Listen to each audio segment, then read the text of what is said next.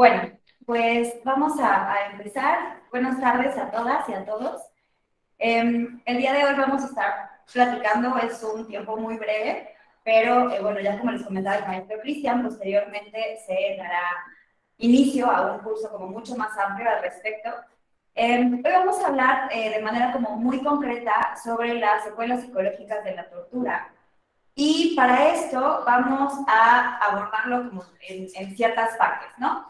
Primero vamos a hablar específicamente como para tener muy claro qué es la tortura, cuáles son las características de la tortura y por qué se habla de la tortura como una violación a los derechos humanos, y no solo una violación a los derechos humanos, sino una grave violación a los derechos humanos, además de ser considerada como un delito. Entonces vamos a enfocarnos en tratados, tanto, bueno, en leyes nacionales como tratados internacionales, para contextualizar el fenómeno de la tortura y posteriormente, ahora sí que tengamos como muy claro en qué consiste y cuáles son los métodos más comunes que encontramos incluso en la región. Entonces, ahora sí empezarlo a abordar desde esta perspectiva psicológica para poder dar como este inicio, ¿no? Este panorama general de las secuelas psicológicas, hablando como daño psíquico en las víctimas o sobrevivientes de la tortura. Entonces, cuando nosotros pensamos en tortura, a veces es como creer que la tortura es como así un fenómeno o una práctica que era de la Inquisición y que ahora esos métodos ya han dejado de existir. Efectivamente, esos métodos ya no existen, pero han surgido, así como evoluciona el ser humano, evoluciona la tecnología, desafortunadamente evolucionan también los temas y las prácticas o los métodos de tortura. Cuando nosotros empezamos a contextualizar el fenómeno de la tortura en aspectos internacionales, nos empezamos a dar cuenta que la tortura es una práctica que ocurre en todos los continentes del mundo. Yo me voy a enfocar en lo que sucede en México, puesto que, bueno, mi experiencia radica totalmente en centros federales de reinserción social acá en México, ¿no? Pero para esto vamos a ver como esta perspectiva global y tenemos dos convenciones que son súper importantes para empezar a aterrizar el tema o la definición de la tortura, ¿no? Si seguimos a la Convención contra la Tortura y otros tratos o penas crueles, inhumanos o degradantes, que es esta convención de la Organización de las Naciones Unidas, que es creada en 1984 y que es firmada y ratificada por México en el 86. Quiero decir con esto que las convenciones, a pesar de que no sean de carácter nacional, al ser tratados internacionales, una vez que los países, que van a considerar como estados, los países las firman y las ratifican, tienen la obligación de seguirse, de regirse por ese tipo de convenciones. Entonces, la Convención contra la Tortura nos habla de que la tortura vamos a entenderla como esto. Aquellos actos que de manera intencionada, acá en la presentación podemos ver como ciertas viñetas que van marcando como pautas específicas de las definiciones, porque nos habla de aquellos actos que se producen de manera intencionada, con los cuales se van a provocar dolores y sufrimientos graves, ya sean físicos o mentales, y tiene como finalidad la obtención de la información, principalmente para obtener una confesión, para castigar, intimidar o coaccionar a una persona. Y el último punto sería este sujeto activo, es decir, que son infringidos por funcionarios públicos o por una persona que, con apoyo o aquiescencia de un funcionario público, lleva a cabo esta conducta. Entonces, esta convención, al ser de Naciones Unidas, sería como, digamos, el punto más elevado en cuanto a convenciones o tratados internacionales que nos van a hablar específicamente de la tortura. Les decía, como México es un estado parte que ha ratificado esta convención, debe de considerarla como elemento fundamental en sus investigaciones en las que exista una denuncia de tortura. En el curso vamos a profundizar un poco más de qué elementos considera esta convención y cuáles son las obligaciones específicas de los estados parte, como el investigar y sancionar hechos de tortura. Por otro lado, que también de manera internacional, pero como solamente en región, tenemos la Convención Interamericana para Prevenir, Sancionar y Erradicar la Tortura, que es la que vemos en amarillo. En esta convención únicamente van a formar parte los estados americanos, o los miembros de la OEA. Esta convención surge en 1985 y es ratificada por el Estado mexicano en 1987. Acá es un poco, bueno, no sé a ustedes, pero cuando nosotros pensamos así como, bueno, hablar de tortura y de defender a las personas, de que no sean torturadas y que en el caso de que lo sean, el Estado tenga la obligación de investigar los hechos, hablar del 86 y del 87 me parece como muy reciente, ¿no? Entonces, hay algunas diferencias que resultan sumamente interesantes entre lo que define la Convención de la ONU y la Convención Interamericana en relación a la tortura. La base fundamental, digamos que es, como decíamos, la de la ONU, y a partir de esta, entonces, la Convención Interamericana propone una definición un tanto diferente. Vamos a analizar un poco estas diferencias. También la Convención Interamericana dice que la tortura van a ser todos estos actos que de manera intencionada provoquen dolores o sufrimientos físicos o mentales. ¿Cuál es la primera diferencia que apreciamos acá? La cuestión de la gravedad. Mientras que para la ONU los dolores o sufrimientos físicos o mentales tienen que ser graves, la Convención Interamericana elimina esta cuestión de la gravedad y resulta importante por muchas razones. Pero una de estas sería, es como, bueno, yo les preguntaría, ¿cómo determinaríamos la gravedad de un sufrimiento físico o mental en una persona? Es decir, lo que para una persona puede ser sumamente grave, para otra puede ser que no lo sea tanto, ¿no? Entonces, si nosotros establecemos para un criterio incluso legal que se tenga que comprobar que el sufrimiento fue de una gravedad considerable, entonces nos vamos a topar, ¿no?, con ciertos frenos o con ciertas trabas al probar la existencia de los hechos de tortura. Entonces, cuando eliminamos la situación de la gravedad, nos vuelve un poquito más flexible y nos acompaña un poco más incluso del elemento de los derechos humanos, ¿sale? Porque el hecho de que yo tenga que determinar qué tan grave o no resultó un sufrimiento para una persona solamente para decir que efectivamente se cometió un delito, pues sería como prácticamente violentar sus propios derechos humanos. En cuanto al fin de la tortura que pone la Convención Interamericana, que sugiere la Convención Interamericana, tiene que ver también con el hecho de la investigación criminal como medio intimidatorio, como castigo personal, como medida preventiva o como pena o cualquier otro fin. Fíjense cómo aquí nuevamente la Convención Interamericana nos hace como mucho más amplio el fin o la finalidad de la tortura. Mientras que en uno solamente tiene que ver con la obtención de la información y el castigo o la intimidación, la Convención Interamericana aporta un elemento fundamental que tiene que ver con la investigación criminal. ¿Por qué es un elemento fundamental? Porque desafortunadamente, al menos en nuestro país, al menos en México y otros países de Latinoamérica, se ha sustituido, y esto lo pongo por supuesto entre comillas, porque se ha sustituido la investigación criminal por la práctica de la tortura. Entonces, es como, no hacemos investigación criminal, nos ahorramos muchísimo tiempo, torturamos gente, obtenemos confesiones y de esta forma damos el mensaje, obviamente totalmente falso, a la ciudadanía, a la sociedad, de que estamos luchando como Estado contra la violencia, con la inseguridad, etcétera, etcétera. Entonces, cuando se agrega esta parte de el fin también de la tortura es hacer investigación criminal, o prácticamente sería como suplir la investigación criminal, o hacer como que investigamos cuando en realidad no lo estamos haciendo.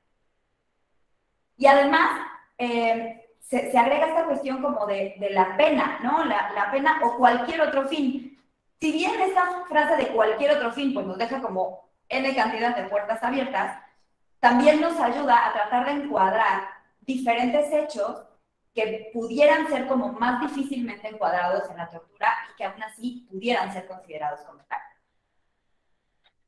Otro punto que resulta muy interesante en la Convención Interamericana es que nos dice que va a ser también esta aplicación a una persona de métodos tendientes a anular la personalidad de la víctima.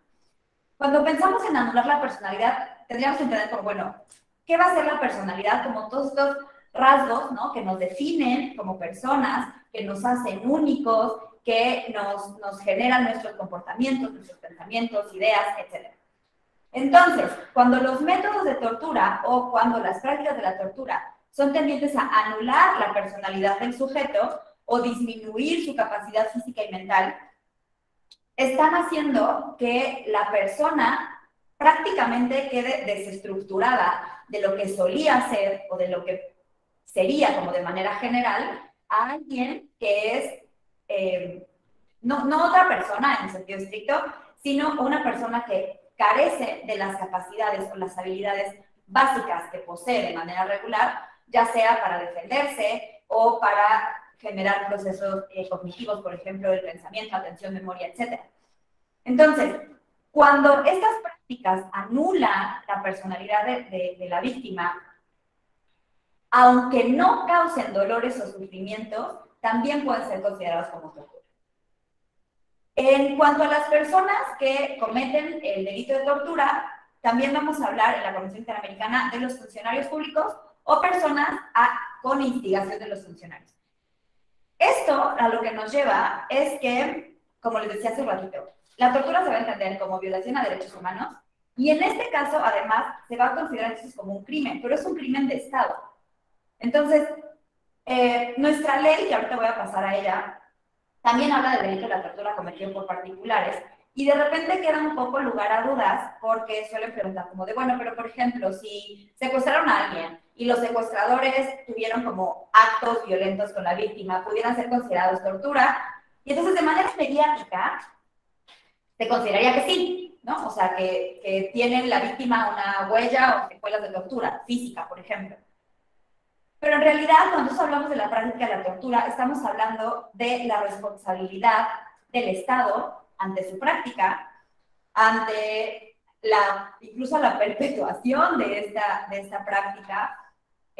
Podemos identificar, por ejemplo, en la Relatoría de Naciones Unidas, cuando hay miembros específicos por ciertos comités, que también vamos a ampliar un poco más en momentos futuros. Cuando se hace la visita al Estado mexicano para hacer la documentación de los hechos de tortura, el relator en aquel entonces, Juan Méndez, muestra al Estado mexicano y le dice que la tortura es una práctica generalizada en el país. ¿Qué quiere decir esto? Que se realizaba constantemente de manera similar y que había como un patrón en estas investigaciones, o pseudo-investigaciones criminales, para la obtención y lo que fue llamado como la fábrica de culpables en México. Entonces, en ese tipo de prácticas estamos hablando de que es un crimen en el que hay participación del Estado. Dentro de las convenciones, tanto de la ONU como la Convención Interamericana, se insta a los estados a que cada uno de estos genere leyes con la finalidad de plantear de manera legal y de manera objetiva la investigación y la sanción de los hechos o de las prácticas de la tortura. En México, o sea, fíjense, hasta el 2017, surge en el Diario Oficial de la Federación, se publica en el Diario Oficial de la Federación, la Ley General para Prevenir, Investigar y Sancionar la Tortura y otros tratos o penas crueles, inhumanos o degradantes. Fíjense cómo hablamos, pareciera de dos cosas diferentes. Hay una gran, a veces grande, disputa entre lo que es constitutivo de tortura y lo que representaría otros tratos o penas crueles, inhumanos o degradantes. Parece que la disputa está prácticamente en la gravedad de los hechos, que si pasan como una línea que pareciera casi como invisible entre un hecho y otro, entonces va a escalar de un maltrato o un trato cruel a la tortura, ¿no? Más allá de eso, más allá de lo que pudiéramos establecer entre qué es uno y qué es otro, que insisto, la principal diferencia tiene que ver con la gravedad, es que ambos son un delito y que ambos son violaciones a derechos humanos, ¿vale? Aquel problema pareciera que en las leyes, además en México, bueno, no sé si tengamos aquí abogados, abogadas, pero sabrán a lo mejor como población en general incluso, que en México tenemos muchísimas leyes. Y salen, y salen, y se publican leyes. Y el problema no es que no haya leyes, el problema es que se apliquen. y que se hagan de manera consciente. Entonces, más que pelearnos por esas diferencias, tendríamos que empezar a establecer que cuando una persona, por ejemplo, en su detención, se habla de que la mayor parte o la mayoría de casos de tortura se dan en los momentos de la detención. Si es detenida, por ejemplo, a base de golpes, sin que se le anuncie el hecho de por qué está siendo detenido, detenida, el ser aislado, incomunicado, etcétera, muchas veces se justifica como de, pues claro, es que fue una detención con uso de violencia porque la persona no estaba cooperando, ¿no? También no sé si tengamos aquí elementos de seguridad, ya sea pública o privada, que en algún momento se hayan tenido que haber enfrentado a una detención, y sí, sí hay, y dicen, pues es que, ¿qué querían que hiciera? ¿No? Pareciera que no solamente elementos de seguridad, sino la sociedad en general, justifica e incluso a veces aplaude este tipo de detenciones, porque se legitima este uso de la fuerza, a veces uso excesivo de la fuerza, que también para eso hay protocolos, no me voy a meter en eso, pero quienes tengan oportunidad pues pueden leer el protocolo, el primer respondiente de la Suprema Corte, para entender en qué momento se usa y en qué momento no se usa la fuerza.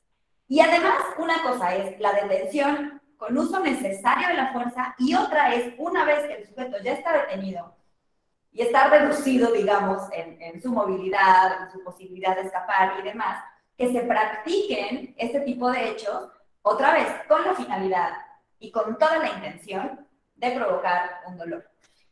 Les decía, la tortura no es como, ay, chin, es que me equivoqué y creo que se me pasó la mano o es que no me di cuenta. ¿Sale? La persona que está ejerciendo actos de tortura sabe que está cometiendo actos de tortura.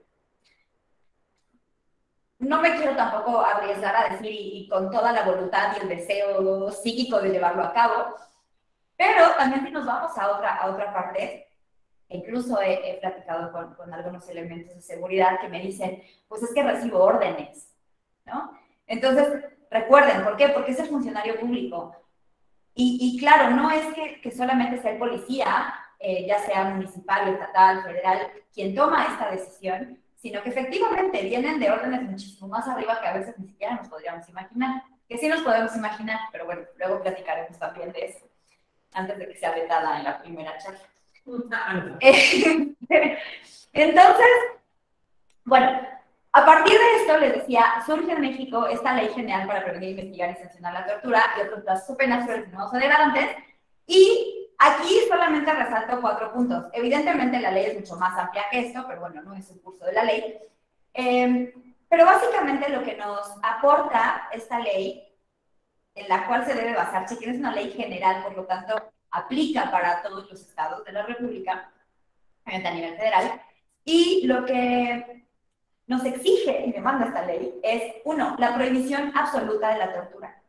Y no sé si nos queda claro la parte de absoluta, pero absoluta es total, radical, o sea, no hay ninguna justificación en la cual se pueda establecer la tortura.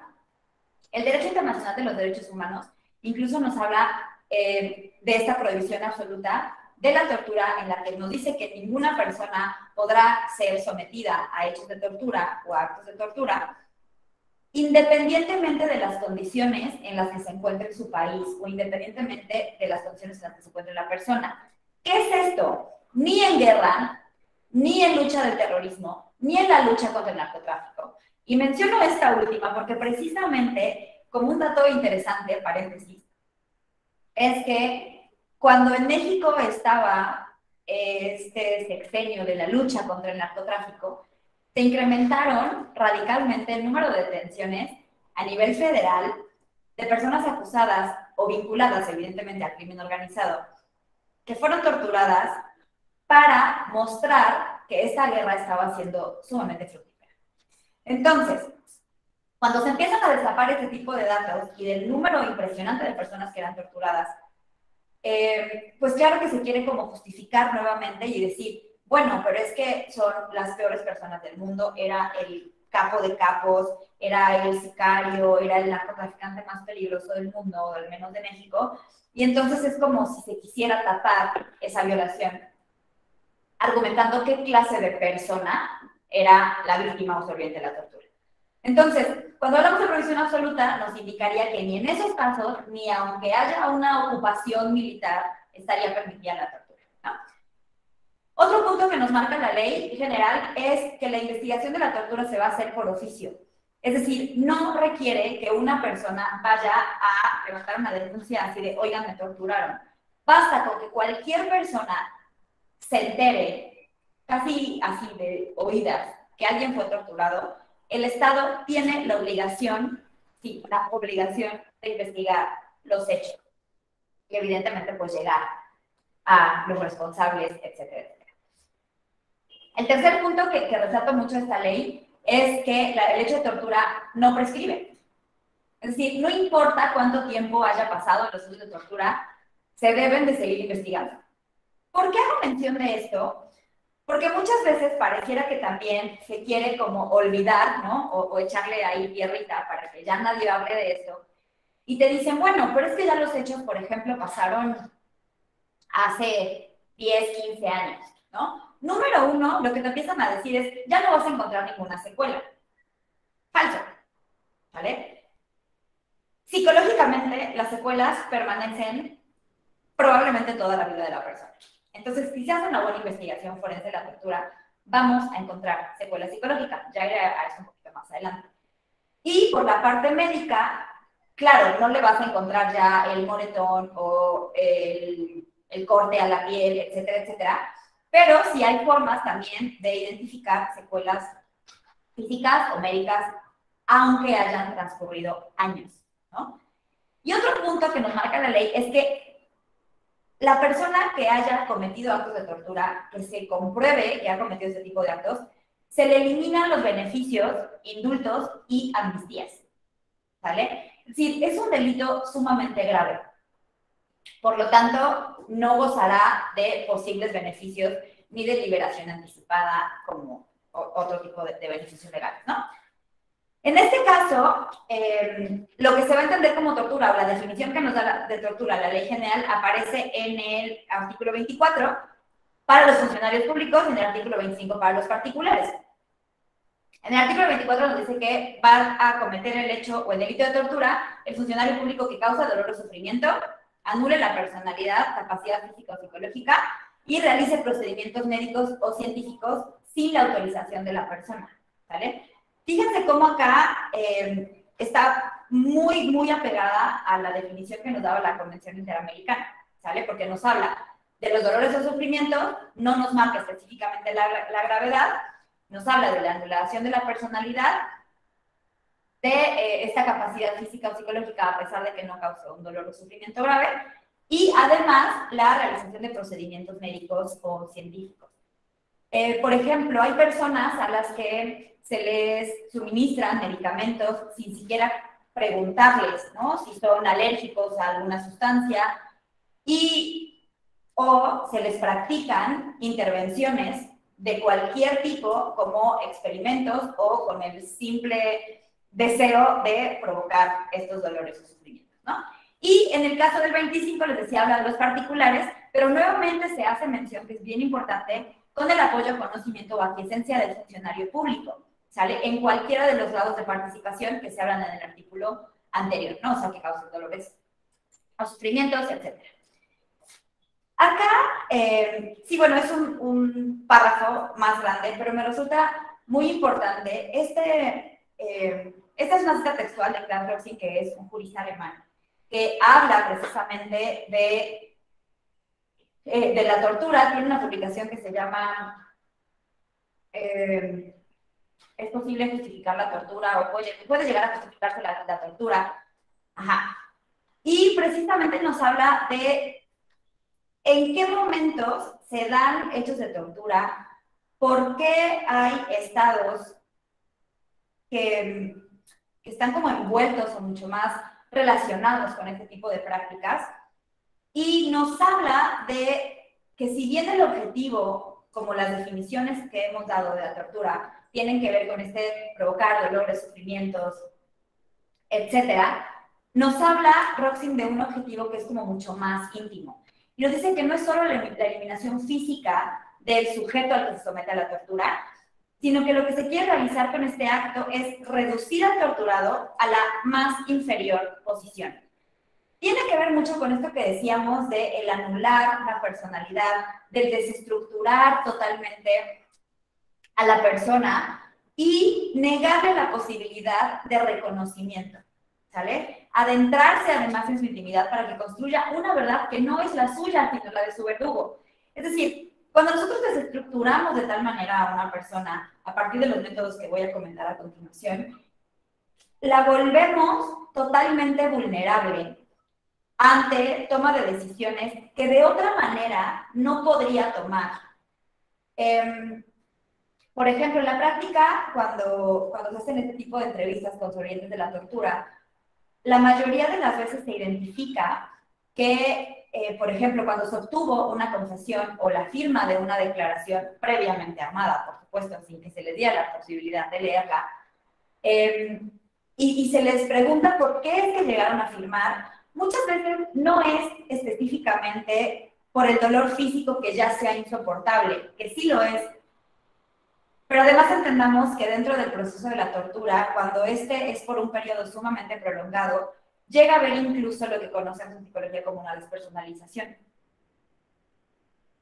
Se le ha llamado también como esta fuga de tu cuerpo, ¿no? En la que de alguna manera el cuerpo físico deja de experimentar este dolor o deja de estar consciente de este dolor, pero la parte psíquica es la que se está como, digamos, desmoronando de alguna manera. Y por eso les digo que vuelve totalmente vulnerable la persona. Entonces, ellos terminan diciendo que firmaron porque tenían mucho miedo de que eso que les estaba ocurriendo, por ejemplo, les pasara a sus familias. Es la forma en la que ellos se encuentran de que todo ese tormento termine, ¿no?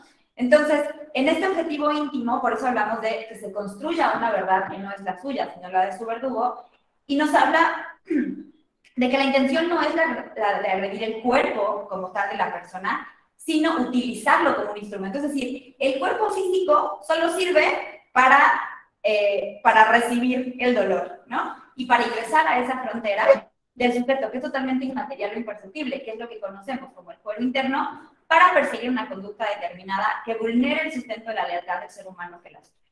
Es decir, la persona deja de ser leal a sí mismo para ser leal a la demanda y a la exigencia de otra persona, es decir, de los torturadores, principalmente hablaremos en otros momentos de quiénes son los torturadores, ¿no? No en esta charla, sino en el curso que tendremos después, ¿no?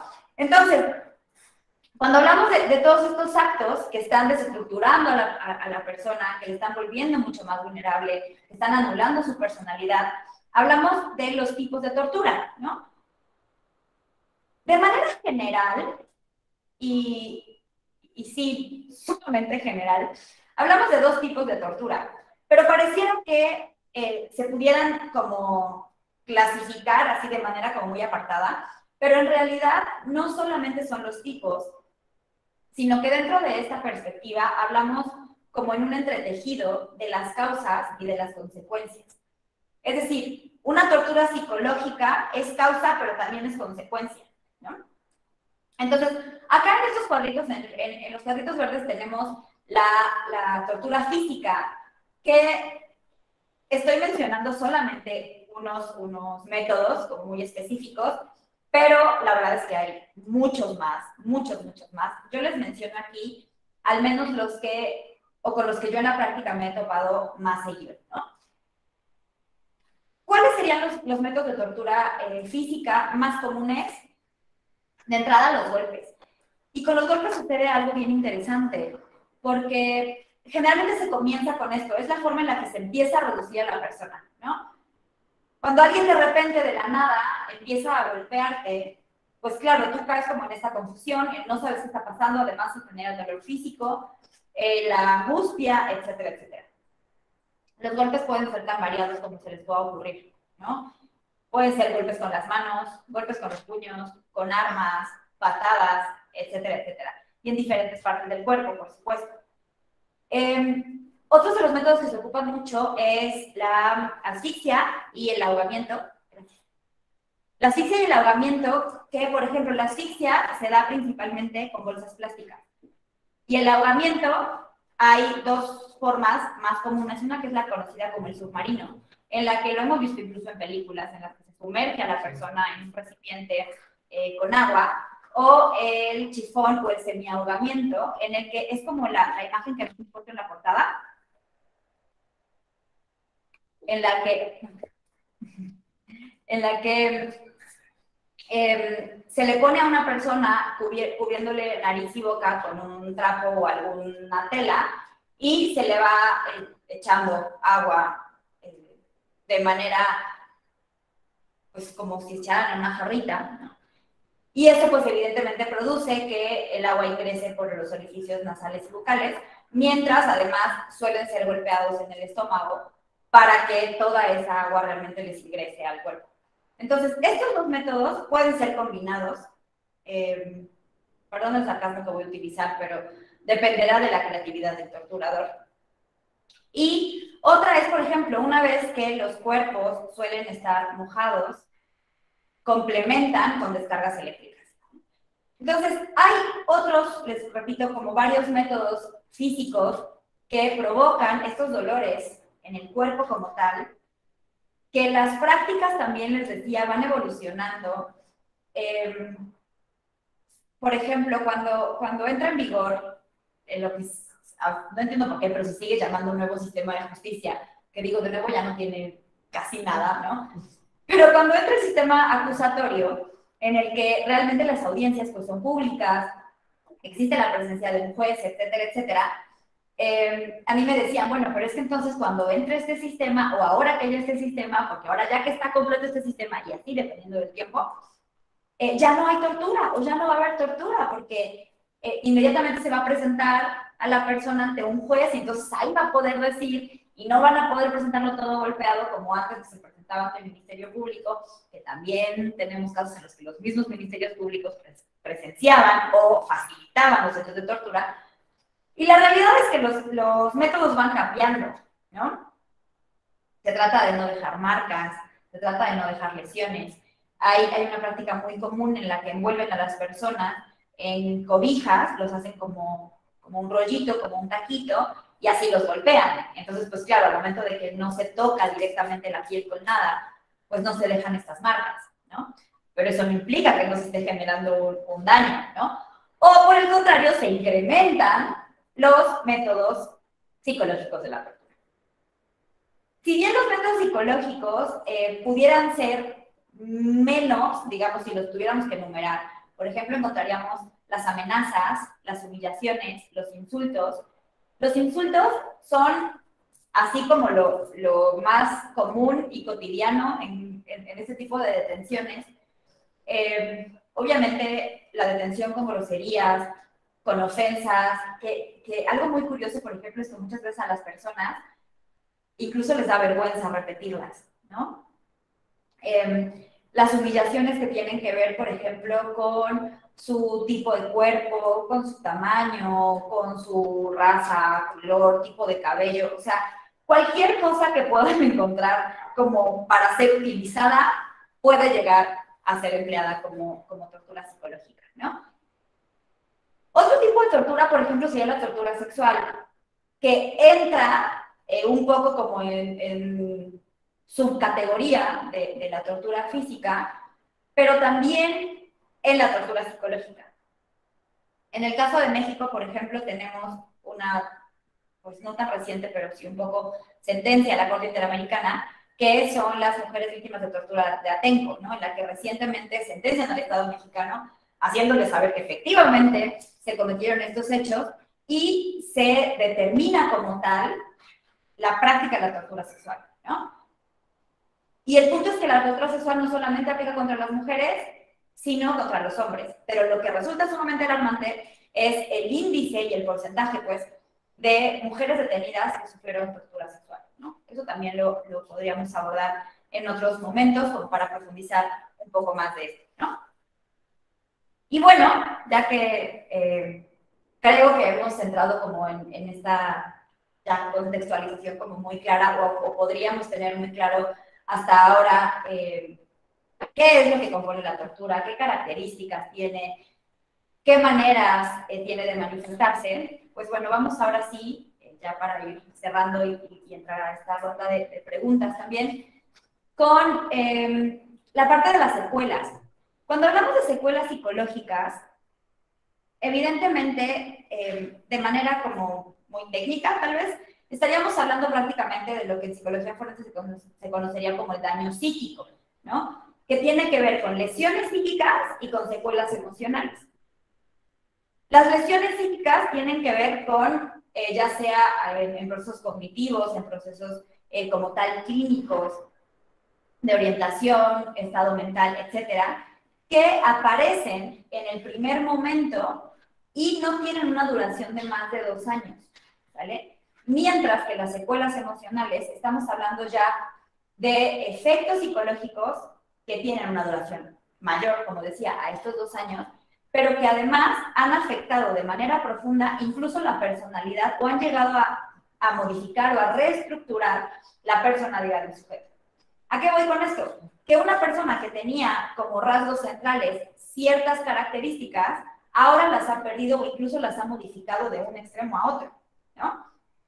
Entonces, algunas de estas secuelas que les menciono en este cuadrito son tomadas del Protocolo de Estambul. El Protocolo de Estambul es el manual para la investigación y documentación eficaz de tortura y otros tratos o crueles penas inhumanas o degradantes, crueles inhumanos o degradantes, perdón. Y nos habla como de características que de manera mundial, ¿no?, se han encontrado como este tipo de consecuencias psicológicas. ¿Cuál es el punto acá? Que en ocasiones se trata de encuadrar como de una manera muy básica, ¿no?, a cuestiones clínicas. Es decir, pareciera que se quisiera poner en consideración que si no tienes un trastorno, ya sea reconocido por el DSM o por la CIE, entonces no tendrías una secuela, ¿sale? Acá un poco la intención, incluso desde esta perspectiva de derechos humanos, es que no solamente se considere las secuelas o consecuencias psicológicas, aquello que podamos diagnosticar como un trastorno psicológico psiquiátrico, ¿sale? El mismo protocolo nos habla de que el hecho de que haya ausencia de algún tipo de trastorno o de alguna sintomatología diagnosticable no significa o no le resta valor a la denuncia de tortura que está haciendo la persona. Y esto es muy importante, porque como cuando, por ejemplo, como psicólogos, se nos solicita una intervención en un juicio que tiene que ver con una denuncia de hechos de tortura, a veces pareciera que los jueces lo que quieren escuchar de nosotros es: tiene trastorno de estrés postraumático y se correlaciona de manera directa con los hechos de tortura. Y si no es así, entonces el sujeto está mintiendo, es una denuncia falsa y las alegaciones de tortura no tienen que ser consideradas. ¿Por qué? Porque al Estado no le conviene que se sepa que se está torturando a la gente en el país, ¿no? Entonces, tenemos que tener súper claro como psicólogas que la ausencia de psicopatología o la ausencia de un criterio diagnóstico específico en sobrevivencia de tortura no elimina jamás la credibilidad de una denuncia de tortura. Eso es así como casi lo que quisiera que se llevaran de esto, porque vamos a profundizar también mucho más, pero dices, bueno, pues ya, si soy psicóloga y conozco de esto, bueno, pues a lo mejor me voy a permitir identificar este tipo de secuelas, ¿no? ¿Cuáles serían, de manera, digamos, más común, aquellas apariciones clínicas que podríamos encontrar en sobrevivencia de la tortura? Una la acabo de mencionar, ¿no? El trastorno por estrés postraumático, o a lo mejor no un trastorno, pero sí estrés postraumático. Esto sí les puedo decir que la mayoría de víctimas o la mayoría de sobrevivientes lo presentan. ¿De qué manera? En dos momentos, bueno, en dos formas, perdón. En la reexperimentación del trauma y en la evitación. Es decir, son personas que constantemente, ya sea a partir de sueños o a partir de experiencias que pueden ser similares a los hechos que sobrevivieron previamente, ellos vuelvan a sentir estas sensaciones que experimentaron durante el momento de la tortura, vuelvan a sentir pánico, les presenten, por ejemplo, taquicardia, sudoración excesiva o un temor intenso en el que ellos mismos no pueden explicarse el porqué. Les pongo un ejemplo. En los centros de reinserción social, por ejemplo, cada determinado tiempo se hacen estas revisiones, ¿no?, a las estancias. Generalmente, cuando una persona ya lleva un determinado tiempo en estos centros, en estas instituciones, pues digamos que caen en lo que se conoce como institucionalización, ¿no? O sea, ya están como acostumbrados a estas prácticas y no les genera como mayor preocupación. Pero las personas que fueron torturadas en el momento de su detención, en estas prácticas de revisión suelen manifestar como un estrés mucho mayor al resto de las personas privadas de su libertad, ¿no? Entonces, incluso te dicen, pues es que yo sé que no tengo nada, o que no me van a cachar nada, o que todo está en orden, pero aún así el hecho de ver a un oficial, o cuando entran los grupos de choque, por ejemplo, es mucho más el temor que ellos manifiestan, ¿no? Entonces, eso tendría que ver con la reexperimentación del trauma, y en la evitación, pues evidentemente van a ser personas que no van a hablar de esto con tanta facilidad. A veces, por ejemplo, cuando se les va a practicar una entrevista psicológica forense, no importa el tiempo que haya pasado, a veces es la primera ocasión que hablan de eso, evitan totalmente cualquier charla que tenga alguna relación con los hechos, evitan situaciones en las que ellos se sientan, digamos, comprometidos, ¿no?, para tratar el fenómeno. Entonces, esto por un lado sería el estrés postraumático. Otras sintomatologías o trastornos probablemente clínicos que podamos encontrar son trastornos de ansiedad y trastornos depresivos. ¿Cómo los vamos a identificar esto? Pues con las conductas que vayan teniendo día a día en su vida cotidiana, digamos. Si hay alteraciones, por ejemplo, en la conducta alimentaria, en el interés por la realización de prácticas que previamente resultaban interesantes, como en esta apatía, ¿no? No solamente explicada, eso es muy importante, que no solamente se explique por el hecho de estar, como en esos casos que pongo de ejemplo, de estar privados de su libertad, sino que se relacionen específicamente o de manera más directa con los hechos de tortura. De otra manera, más grave, por ejemplo, podemos encontrar episodios psicóticos o una psicosis mucho más conformada. Esto se genera también después de eventos prolongados de aislamiento, ¿no? Entonces, cuando la persona es sometida a un aislamiento total en la que hay una deprivación de los sentidos, antes se hablaba, por ejemplo, de esos tipos que podríamos conocer como los calabozos, ¿no?, que incluso vemos como en películas, en los que hay así hasta ratitas alimentándose por ahí, y después se evoluciona al confinamiento en solitario, en donde es esta celda como las que vemos típicas en Estados Unidos, ¿no?, que ahora varios modelos penitenciarios en centros federales están basados en eso. En esta celda, ¿no?, que básicamente es como un cuarto blanco en la que no se tiene ninguna estimulación ni visual, ni auditiva, ni demás. Y entonces se hicieron investigaciones de qué era peor y resultó que el confinamiento solitario en esas paredes blancas, limpias y demás, resultaba con mayor aparición de psicosis que este tipo de calabozos que les decía, ¿no? Entonces, la psicosis y, como les decía, el pánico también puede aparecer como de manera muy continua en víctimas de tortura. Ahora, claro está que cada uno de estos, tanto las clínicas como ahorita les voy a pasar las psicosociales, no solamente aparecen en un momento y, por ejemplo, desaparecen en otro, sino que cada una de estas va a tener un curso específico, ¿no? Y por eso es importantísimo que nosotros identifiquemos en qué momento o en qué etapa o fase del daño psíquico estamos haciendo la intervención psicológica, ¿sale? Porque si es al instante, probablemente la persona va a estar en un shock, ¿no? Después ya va a estar como procesando mucho más el fenómeno y puede tener mayor información, ¿sale? Entonces, además de eso, además de las fases del daño psíquico, estas secuelas van a tener que ver con el tipo de tortura que hayan sido víctimas. Es decir, por ejemplo, personas que fueron asfixiadas con bolsas plásticas, en ocasiones lo que relatan es que no pueden dormir, por ejemplo, con las cobijas que les estén cubriendo un poco el rostro, ¿sale? Porque inmediatamente aparece el pánico, porque inmediatamente aparece el estrés, ¿no? Entonces, cuando empiezas a indagar en toda la investigación, pues descubres, ¿no?, que normalmente pues sí dormían así como hechos bolitas hasta adentro cuando hacían frío y ahora no pueden, o incluso cuando se cambian de ropa por ejemplo, ese tipo de cuellos, ¿no? En los que al momento de que se quitan la playera les roza la cara, pues también les puede generar como mucha ansiedad, a diferencia de alguien, por ejemplo, que sufrió descargas eléctricas, ¿no? Entonces, es importante no solamente identificar así rápidamente las secuelas, sino establecer una correlación entre la denuncia de los hechos específicos de tortura que está haciendo la persona y estas consecuencias, ¿no? Para esto, incluso el protocolo de Estambul nos habla de este tipo de objetivos que también abordaremos, no es que yo los esté enamorando, ¿verdad? Pero también abordaremos en la otra parte que vamos a profundizar en el curso y hablaremos como específicamente de estos puntos que nos sugiere, o los lineamientos que nos sugiere el protocolo, para ir estableciendo estas correlaciones, ¿no? Entre los hechos específicos, los métodos y las secuelas. Entonces, dentro de estas consecuencias, además, no solo tan clínicas, como les decía, sino desde un plano más psicosocial, lo que encontramos muy frecuentemente son alteraciones en el proceso del sueño y la vigilia.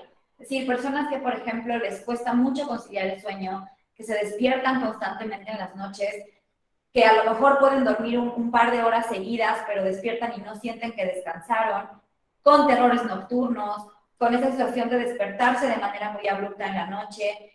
A veces, por ejemplo, cuando tienen compañeros de estancia que le dicen es que estabas gritando o estabas hablando y previamente no habían tenido ese tipo de manifestaciones, por ejemplo.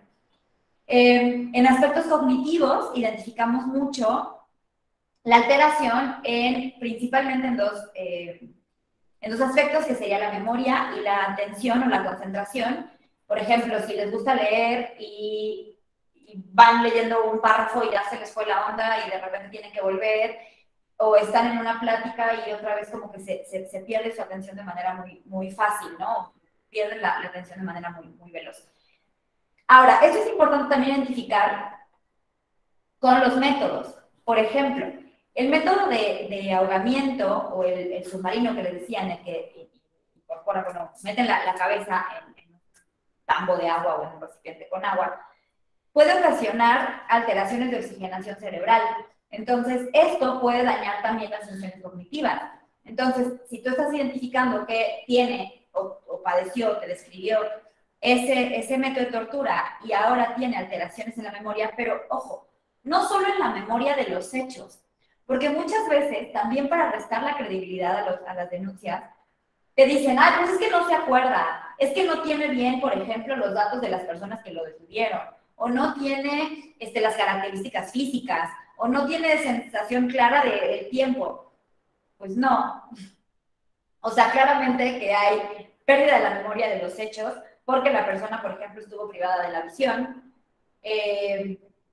Claro, eso genera confusión, son trasladados de un lugar a otro y probablemente pues, no supieron a dónde iban porque no veían, porque no conocían los lugares, etcétera, etcétera. Y entonces ahí puede haber que haya fallas en la memoria en el relato de los hechos, ¿vale?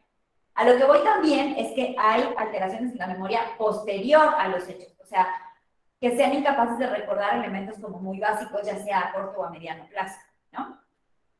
Otro elemento que se ve constantemente es el aislamiento social. Son personas que suelen no tener como, o no mostrar interés en platicar con otros, en convivir con otros, sino que prefieren muchas veces, no, pues yo prefiero quedarme en mi estancia, ahí por ejemplo los que trabajan, pues ahí haciendo alguna actividad, o me encierro y pongo una sábana para que piensen que estoy dormido, o trato como de no ir a actividades.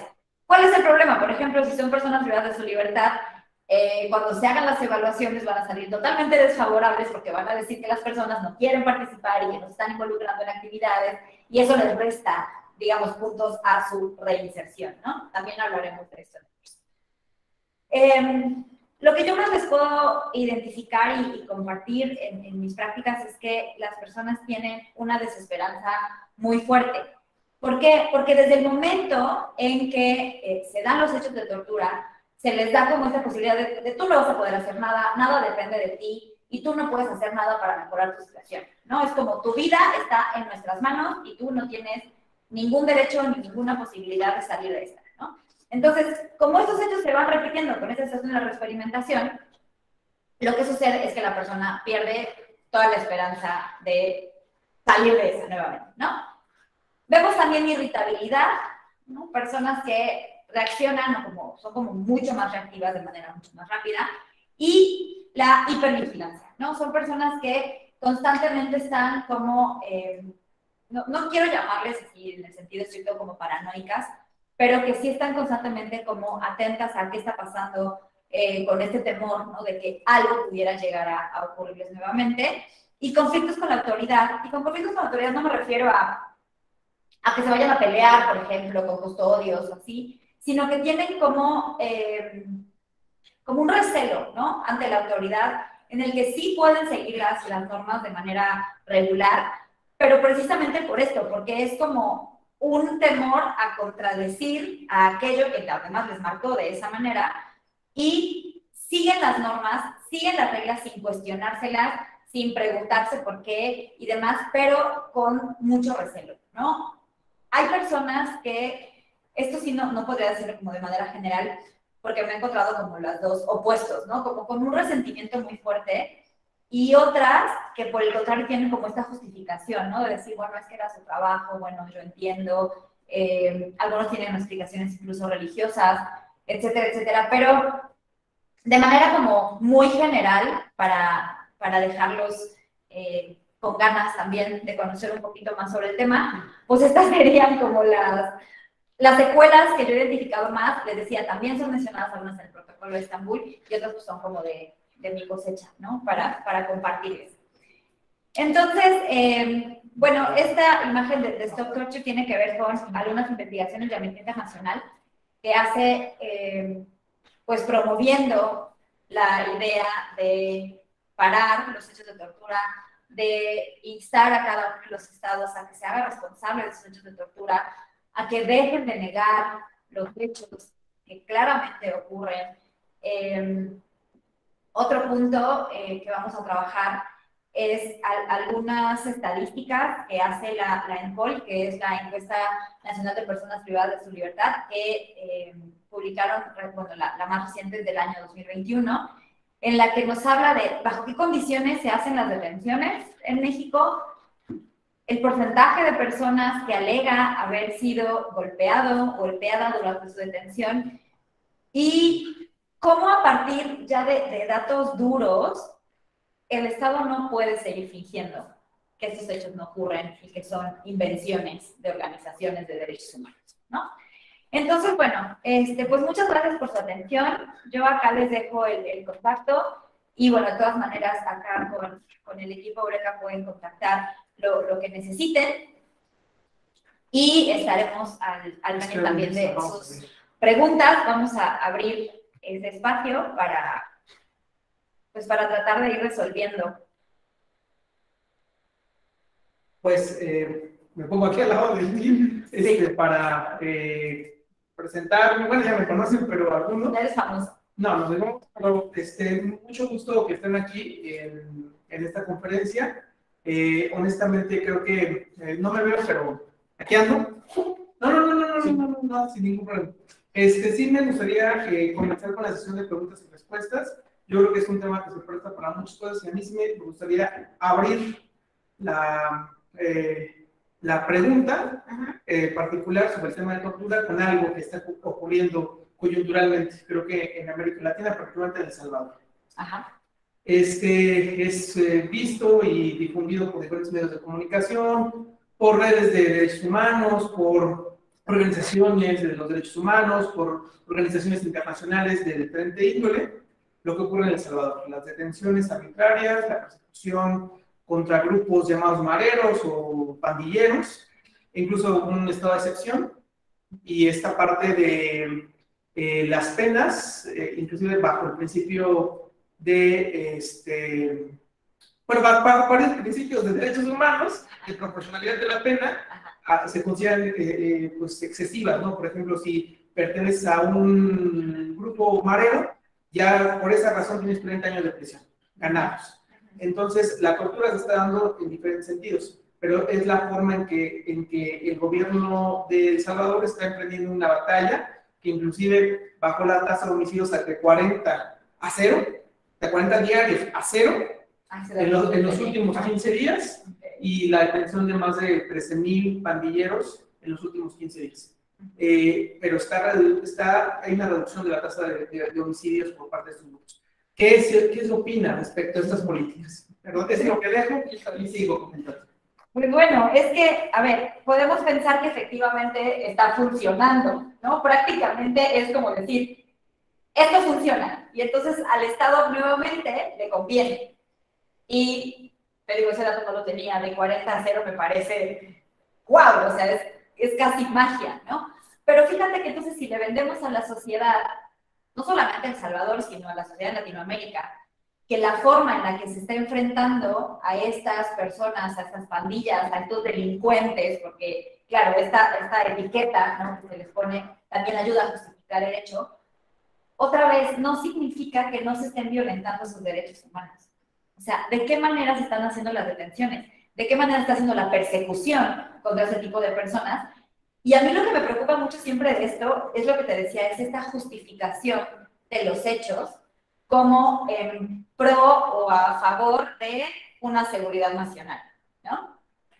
Un caso importante, por ejemplo, de derechos internacionales, de los derechos humanos, dicen que, bueno, no se considerará tortura todos aquellos actos que tengan que ver específicamente con el cumplimiento de una sanción o de una pena legal, ¿no? Es decir, o sea, si yo te detengo, te esposo, aunque las esposas te dejen marcas, te esposo, te presento ante la autoridad competente, y de ahí la ley dice que tienes que ser privado de tu libertad porque cometiste un delito, eso ya no es una tortura, ¿no? Y a lo mejor eso, de todas maneras, ayudaría a disminuir esta tasa de homicidios y el índice de violencia en un país, ¿no? Pero no se están llevando actos de tortura. Entonces, el punto es que cuando sí se hacen, por muy beneficiosa que ésta sea, no puede permitirse. O sea, mi opinión siempre va a ser como totalmente rechazar este tipo de acciones, aunque, insisto, no sé, de manera mediática y de manera sociopolítica, muestren que de alguna manera en realidad está siendo benéfico. Sí. Excelente. Bueno, pues tenemos otra pregunta, algunos comentarios casi de buenas tardes. Me parece que también nos siguen de Latinoamérica, de Nicaragua, me parece, y de El Salvador. Y bueno, vamos a hacer la segunda pregunta por parte de Rubén Blanca. Él dice, ¿cómo se define la tortura psicológica y cómo demostrarla en el caso del protocolo de Estambul? Gracias.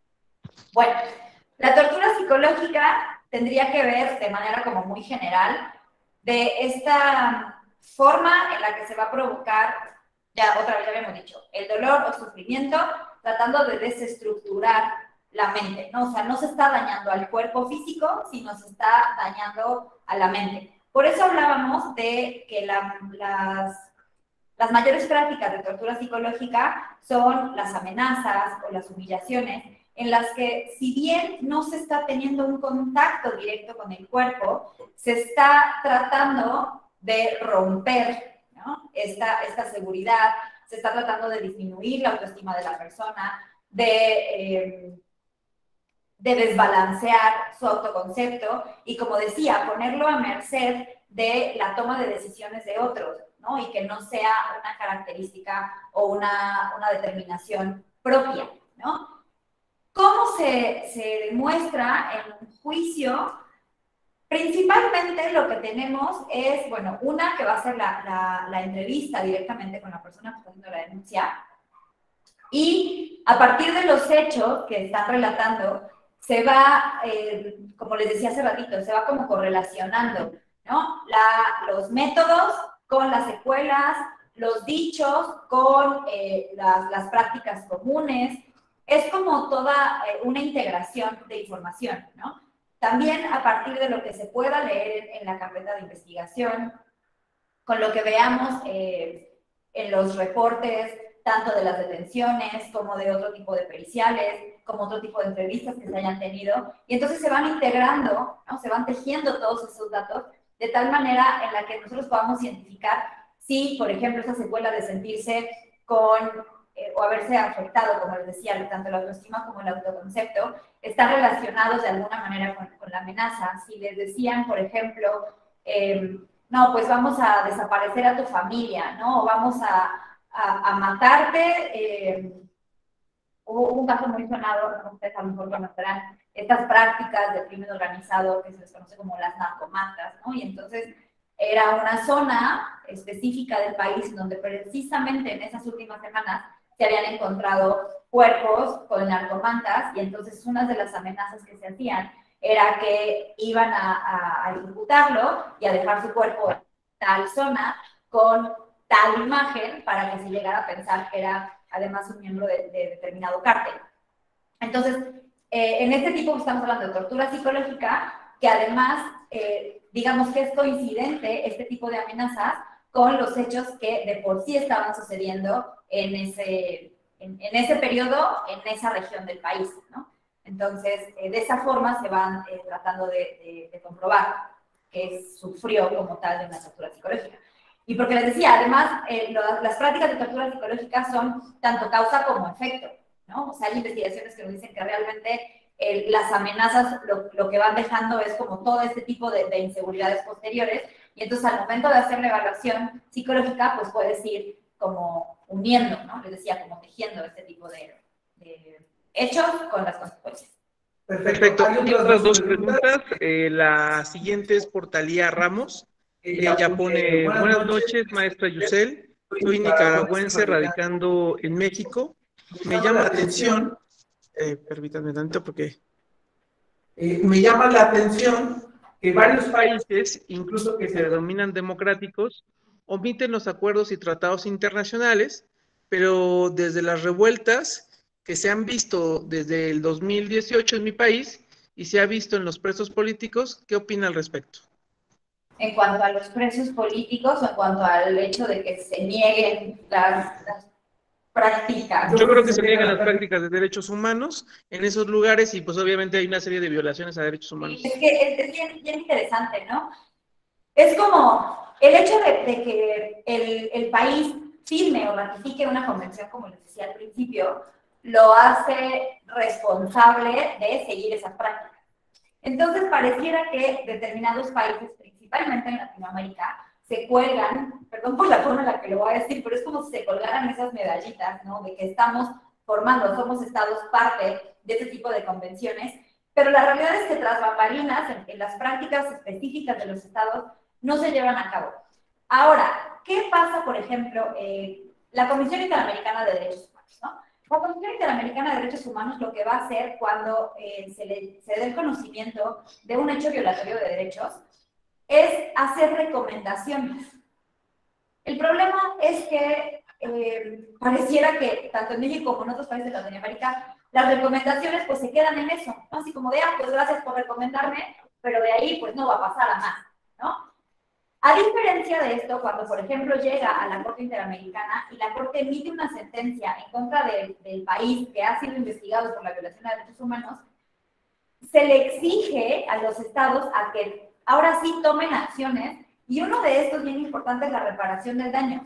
El problema es que muchas veces no se da como este tiempo específico, ¿sale? Ni se emite una sanción mayor a los estados que están formando parte, ¿no? Entonces, queda como en una recomendación que no es vinculante. Entonces, es como, pues ya me lo dijiste, muchas gracias por tu atención, pero sigue sin pasar, ¿no? Entonces, me parece que hay una omisión muy fuerte, me parece que hay en Latinoamérica y bueno, específicamente en México, ¿no? El nivel de corrupción también es tan elevado y la situación socioeconómica, política y demás que tenemos en nuestros países, pues también como que nos sobrepasa, ¿no? Entonces sigue permitiendo que este tipo de prácticas se den y sigue facilitando que las prácticas se oculten. Entonces, yo lo veo casi como un círculo vicioso o como una bolita de nieve, ¿no? Porque empieza y va creciendo y va creciendo y va creciendo desde esta región, ¿no? Como desde esta postura política firme en negar ese tipo de hechos, en que, por ejemplo, las personas que intentan hablar de esto o que empiezan a hablar o a dar información al respecto, pues son calladas, ¿no? Y por eso precisamente me parece que hablabas acerca de los presos políticos, porque justo es a partir de esto en lo que se empieza a silenciar a la gente, ¿no? Y entonces no solamente se marca este silenciamiento específico de manera individual a la persona, sino que se manda un mensaje comunitario o un mensaje social que va mucho más amplio, como para advertirles al resto de la sociedad de que pues no confronte o no se enfrente a este tipo de prácticas, ¿no? De reclamos políticos. Entonces, pues sí, me parece que el tema de que queden recomendaciones pues tampoco benefician, ¿no? A este tipo de, no sé, de enfrentar como las soluciones ante este problema. Perfecto. Pasemos a la siguiente pregunta. Hay varias, pero bueno, también el límite son 5. Ya si habrá más preguntas en el curso, pues se puedan expresar sin ningún problema. Pero vamos a darle lectura a las últimas 3, ¿me parece? Y bueno, con esas concluimos. Buenas noches, es Fernanda Romero. Buenas noches a todos. Yo tengo una pregunta. En un suceso bélico como el actual, ¿cómo se manejaría un proceso de mejoría en las secuelas psicológicas? No refiere que suceso bélico, puede ser el de Ucrania, puede ser, o no sé, pero repito, ¿cómo se manejaría un proceso de mejoría en las secuelas psicológicas? Mira, eventos bélicos, ¿verdad? Pero una vez que los tenemos así, no sé, o sea, las secuelas psicológicas en cualquier tipo de evento traumático, pues se puede dar un acompañamiento psicológico a las víctimas, ya sea desde el primer momento como en una contención, en un acompañamiento de intervención en crisis o en un acompañamiento posterior, ¿no? Es decir, de manera como muy general, pues de esta forma se da este seguimiento a las prácticas que están padeciendo las víctimas y no solamente se entendería de mejor manera qué es lo que están experimentando, sino que se podría atacar este tipo de secuelas. El problema de los eventos bélicos es que también la duración y la intensidad o la gravedad, ¿no?, de los hechos a los que están expuestas las personas, pues son demasiados, o sea, tiene mucho tiempo en lo que son expuestos y las características de los actos son también como sumamente violentas o sumamente fuertes, ¿no? Entonces creo que, bueno, yo aquí lo que recomendaría en primera instancia sería, por ejemplo, atender a las infancias, ¿no? Porque ahí es donde vamos a ver los efectos, no solamente en el momento, sino estos efectos a largo plazo, ¿no? Esto como en cuestión de efectos bélicos en general, como mencionabas, usted no hace una mención específica a hechos de tortura como en la investigación de estos eventos bélicos, pero bueno, si fuera así, pues también recordar que el derecho internacional de los derechos humanos también prohíbe las prácticas aún en situaciones de guerra, ¿no? Perfecto. La siguiente pregunta de Yamilet Tobón dice, una pregunta, ¿cuáles son los tipos de tortura basada en ritos y religiones? Si es así como puede intervenir el gobierno, puesto que esos temas muchas veces suelen ser delicados, más los relacionados con la religión. De tortura que tienen que ver con violar, por ejemplo, algunas prácticas o costumbres religiosas, o otro que es muy específico, que es la ruptura de un tabú sexual, por ejemplo, también. Y son unos que también dejan un impacto muy fuerte en las personas. Por ejemplo, en el protocolo de Estambul, uno de los ejemplos que se habla al respecto es en la población musulmana, y que una de las prácticas de tortura es que les quiten la barba, ¿no? Y entonces, justamente por eso al principio yo hablaba de esa situación de la gravedad. Y a una persona aquí en México o en Latinoamérica, al momento de que están llevando a cabo las prácticas de tortura, le rasuran la barba. Puede ser que esté afectando otra vez, ¿no?, su concepto, su autoimagen, etcétera, pero no está violando, no está rompiendo esta creencia que además es sumamente arraigada en cuestión religiosa. Entonces, sí también hay prácticas que tienen que ver con esto, por ejemplo, o hacer que le escupan al libro sagrado, independientemente de la religión que ésta sea, que también sabemos que para algunas religiones sus libros sagrados son mucho más sagrados que para otras, ¿no? Pero bueno, o sea, sí tiene mucho que ver esta práctica, y lo que les decía también del tabú sexual, que se rompe también muchas veces en aspectos entre culturales y también rozan un poco la parte religiosa. Entonces, claro, los gobiernos de cada uno de los países, porque les recuerdo que les decía, ¿no? La tortura no viene desde esta escala más baja, digamos, de los policías, sino de elementos como mucho más arriba que me parecen como la mente maestra un poco de estas prácticas, que conocen las creencias, que conocen específicamente las prácticas, y a partir de ese conocimiento, entonces, se utiliza para romper o violar con estas, pues sí, o sea, con estas prácticas, con estas creencias, ¿no? Entonces, es un tema como bien importante, sí me gustaría abordarlo de otra forma como más profunda también, porque tiene implicaciones, les repito, no solo con la persona que está violando sus derechos en este momento, sino que el mensaje que se está mandando es mucho más fuerte. Y cuando hablamos de una religión, digamos, como muy establecida en la persona, pues obviamente los efectos también van a ser mucho mayores.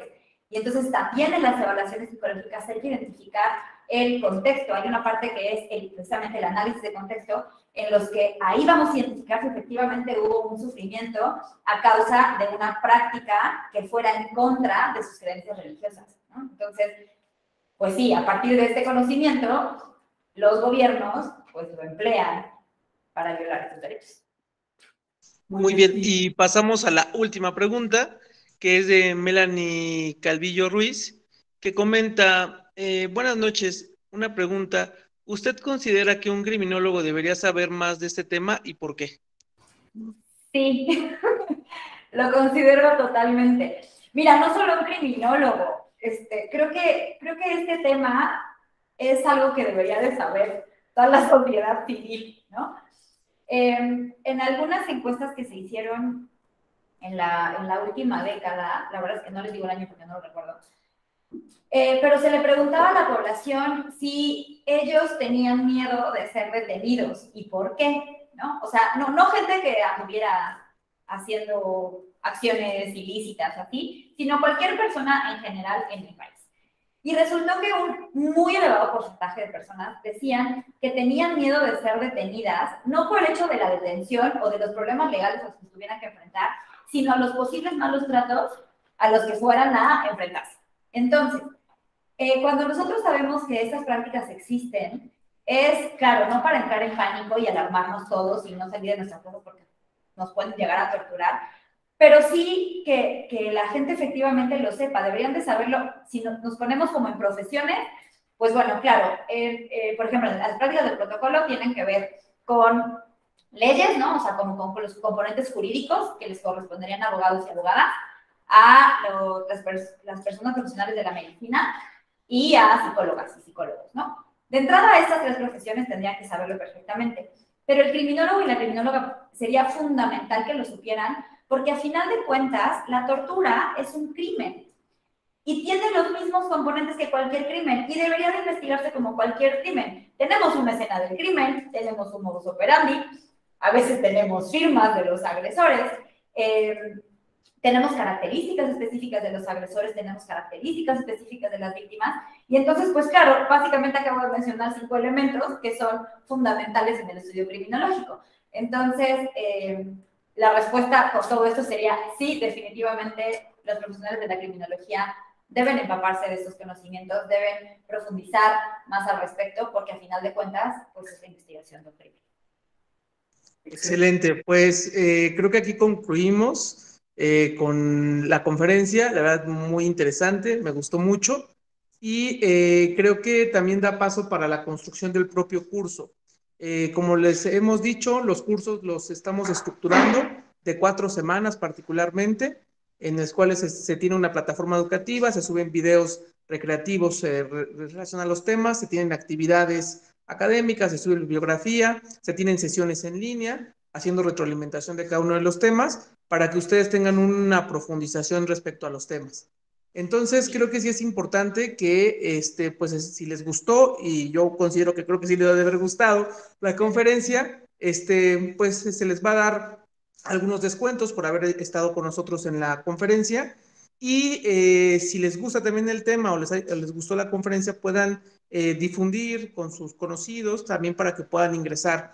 Creo que esas actividades abonan mucho y pues la verdad agradezco mucho a la ponente, se habrán dado cuenta que sí sabe del tema, que sí es experta en el tema y pues le agradecemos mucho, le vamos a mandar su constancia digital.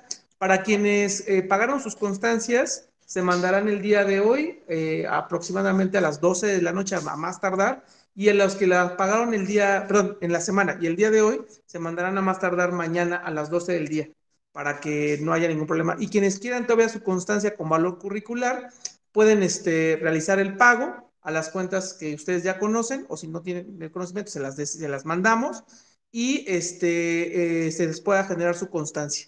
Yo les agradezco mucho y recuerden que tenemos varias actividades en Eureka Académica. Tenemos 2 congresos en puerta, en octubre y en noviembre. Tenemos un campamento forense presencial para quienes sean de otros estados de la República, por ejemplo, Hidalgo, Morelos, Veracruz, Tamaulipas, Ciudad de México, no sé, Oaxaca, que estén cercanos a la ciudad de Puebla. Bueno, pues va a estar el campamento forense, que va a ser sobre desapariciones en México, bastante interesante. Van a tocar varios temas de entomología, sobre traumatología forense, sobre fotografía forense, prácticas de excavación de fosas clandestinas, muchas cuestiones.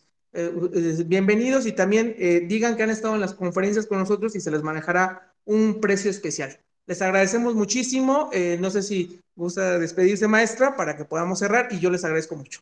No, pues muchas gracias a todos y a todas por estar presentes. Espero que les haya gustado, que hayan aprendido algo al menos, y pues que sí se les haya quedado las ganas de inscribirse a lo que tendremos posteriormente.